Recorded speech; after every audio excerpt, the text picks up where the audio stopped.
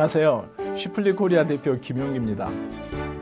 영업대표가 고객과 맹목적으로 친해진다고 해서 영업에 성공할 수 있을까요? 고객은 몸이 아파서 병원을 찾은 환자라고 생각하면 쉽습니다. 환자들은 자신이 왜 열이 나는지 그리고 그 원인을 어떻게 해결할 수 있는지 모르듯이 고객 또한 문제 해결을 위한 솔루션이 무엇인지 그리고 그 솔루션을 어떻게 구할 수 있는지에 대한 정보가 매우 부족한 상태입니다.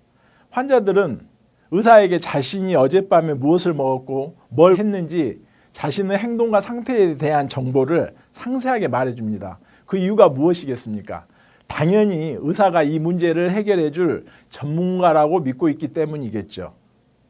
이처럼 고객은 단순히 친하다는 이유만으로 중요한 정보를 알려주는 것이 아닙니다.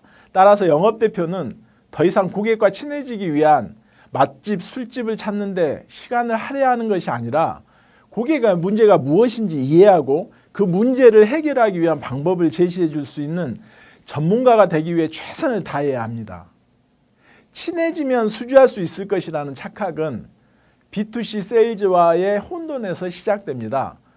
수주업은 조직과 조직의 거래입니다. 우리의 고객은 추상적인 집단이고 이 집단을 설득하기 위해서는 더 전략적이고 더 체계적인 고객 접근이 필요합니다. 그렇기 때문에 높은 수주율을 올리는 영업의 원리 첫 번째가 바로 전문가 영업입니다. 제가 사례를 하나 말씀드리겠습니다.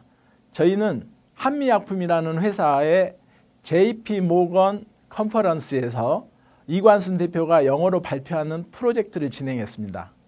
이 프로젝트 진행 이후에 주가는 85만 원, 시가총액 1조짜리 회사는 9조 원이 되었습니다. 물론 그렇게 세계에 알리기 전에 이 회사는 10년 동안 8,500억이라는 엄청난 돈을 투자했죠. 그러나 JP모건의 투자가들 앞에서 전략적이고 전문적인 프리젠테이션을 하지 못했다면 8조 원의 계약권은 결코 일어날 수 없었습니다. 이게 바로 전문가 영업입니다. 두 번째 원리는 사전 영업입니다. 고객의 프로젝트에 경쟁자보다 빨리 프로세스 초기에 늦어도 제안 요청서 발행 이전에 개입하는 것을 말합니다. 여기서 중요한 개념이 제안 요청서 즉 RFP, Request for Proposal 혹은 RFT, Request for Tender인데요. 제안 요청서에 대해 설명해 보자면 제가 한 기업을 운영하고 있는데 사업의 범위를 넓히기 위해 특정 지역의 관광 숙박 사업을 시작해 보려는 계획 중이라고 가정해 봅시다. 그래서 내가 이 지역에 이러한 시설을 만들어 보려고 한다. 이 사업에서 반드시 충족되어야 할 조건은 이러저러하다. 이 사업을 맡아서 진행해 나갈 업체는 이런 요건에 맞게 제안서를 제안해 주기 바란다. 이런 내용을 담고 있는 것이라고 보면 되겠습니다. 제안 요청서는 추진 예정인 사업을 대외에 알리는 것이자 이 사업의 가장 최적인 제안을 선택하기 위한 공개적인 요청서 모집 정도로 생각하시면 됩니다. 그런데 많은 영업대표가 흥미롭게 느끼는 것이 있는데 바로 대부분의 고객이 제안 요청서가 발행되면 태도가 돌변한다는 것입니다. 아주 재미있죠? 고객은 공정하고 공식적으로 변합니다. 그래서 제안 요청서 발행 전까지는 고객에게 미치는 영업대표의 영향력이 높지만 그 후로는 급격히 악화되는데 이를 리스크 갭이라고 합니다. 이 리스크 갭 구간에서는 고객에게 영향력을 행사하는 것이 매우 제한적이 됩니다.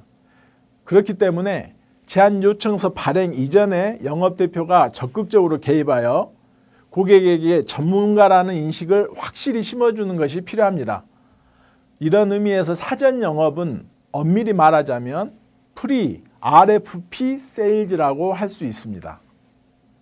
전문가 영업의 마지막 세 번째 원리는 고객의 니즈 파악에 있어서 전문성입니다. 제안 요청서 상의 요구 조건이 고객의 니즈의 전부가 아니라는 것입니다. 제안 요청서 상에 표현되는 고객의 니즈는 공식적인 니즈일 뿐입니다. 제안 요청서에는 없지만 고객이 말해주지 않거나 말할 수 없는 숨겨진 니즈가 반드시 있습니다. 이렇게 비공식적이거나 개인적인 이슈들을 비명시적 요구 조건 혹은 unstated requirement라고 부릅니다. 이런 비공식적인 이슈를 이해하고 제안서에서 적극적으로 다룰수록 수주 가능성은 커집니다. 2014년에 대한민국 유통업계 전체가 술렁인 사건이 있었습니다. 오랜 시간 롯데와 신라가 양분하고 있던 한국 면세점 시장에 시내 신규 면세점 허가가 날 것이라는 소문이 기정사실화되었기 때문이죠. 결과적으로 HDC 신라와 한화갤러리아가 수주에 성공했습니다. 특히 현대백화점 신라 컨소시엄은 누구도 예상하지 못했던 문제를 수면 위로 끌고 들어와 큰 효과를 봤습니다. 아무도 이야기하지 않던 혹은 의도적으로 회피하고 있던 대형 버스의 주차장 확보 여부를 수면 위로 드러냈습니다. 누군가를 공격하는 모양새도 아니었고 그저 우리는 용산 아이파크몰 인근에 대형 버스 500대를 주차 가능 장소로 확보했다고 선언함으로써 동대문, 명동지역 등을 입지로 선정했던 다른 업체들을 당황시켰습니다. 경쟁자의 이름을 밝히지 않으면서 경쟁자의 솔루션을 적극 공격하는 수주 전쟁에서 종종 쓰이는 고스팅 전략입니다.